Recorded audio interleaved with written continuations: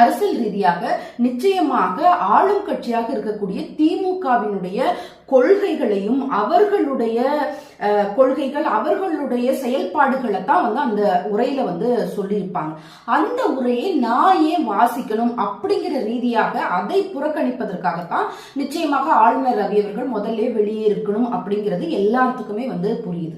ஆனா ஒரு ஆளுநருடைய பதவி அப்படிங்கிறது பாத்தீங்க அப்படின்னு சொன்னா மாநில அரசுக்கு உறுதுணையாக இருக்க வேண்டியதுதான். மத்திய அரசுக்கும் மாநில அரசுக்கும் இடையே பாலமாக செயல்பட வேண்டிய கடமை ஆளுநர் அவர்களுக்கு இருக்கு. அதுதான் அவர்கள் செய்யணுமே தவிர இந்த மாதிரி மத்திய அரசினுடைய கொள்கைகளையோ மத்திய அரசினுடைய தன்னுடைய தனிப்பட்ட விஷயங்களையே செயல்படுத்துவதற்கான உரிமை ஆளுநருக்கு கிடையாது. அதே போல ஒரு அரசினுடைய கொள்கைகளையும் அவர்களுடைய செயல் திட்டங்களையும் உரையாக கொடுக்கும்போது அதை வாசிக்க வேண்டிய கடமை ஆளுநருக்கு இருக்கு அப்படிங்கறது அரசியலமைப்பு சட்டத்துல மிக தெளிவாக சொல்லியிருக்கு.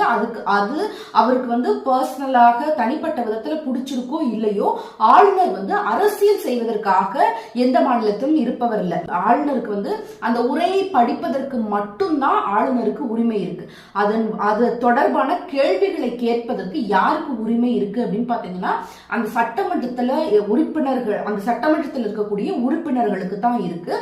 அதே போல அந்த சட்டமன்றத்துல என்ன நடக்கணும் அப்படின்றத தீர்மானிப்பதும் இறுதியாக முடிவெடுக்க வேண்டியதும் சபாநாயகருக்கு தான் உரிமை இருக்கு.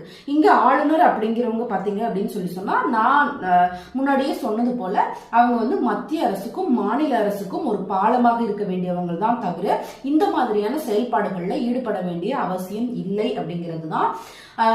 இந்த மாதிரியாக நடைபெறும் பொழுதுதான் இந்த மாதிரியாக அரசியலமைப்பு கொடுத்த பதவியை இவங்க சரியாக செய்யாத பொழுதுதான் அறிஞர் அண்ணா சொன்ன ஆட்டுக்கு தாடி எதற்கு நாட்டுக்கு கவர்னர் எதற்கு அப்படிங்கிற அந்த கேள்விகள் மிக சரியாக இருக்குமோ அப்படின்னு தோணுது. ஏன்னா இது முதல் முறை அப்படின்னு சொன்னா பரவாயில்ல. ஆனா கடந்த 4 வருடங்களாக இதையே ஆளுநர் செய்கிறார் அப்படின்னா ஒரு தமிழகமாகட்டும் இல்ல எந்த மாநிலமாகட்டும் இது தமிழகத்துல மட்டும்தான் நடக்குதா அப்படின்னு கேட்டீங்கன்னா இல்ல. தெலுங்கானால தமிழிசை சவுந்தரராஜன் இருக்கும் பொழுதும் இந்த மாதிரியான சம்பவங்கள் நடக்கிறத நம்ம பார்த்திருக்கோம். மத்தியில் இருக்கக்கூடிய அரசுக்கு இணக்கமான அரசு சட்டசபையில் இருக்கும் பொழுது அவர்களுக்கு இணங்கி போவதும் மத்தியில் இருக்கக்கூடிய அரசும் மாநில அரசும் வேறாக இருக்கும் பொழுது இந்த மாதிரி ஆளுநர்கள் நடக்கிறதையும் நம்ம பார்த்துட்டு தான் இருக்கோம்.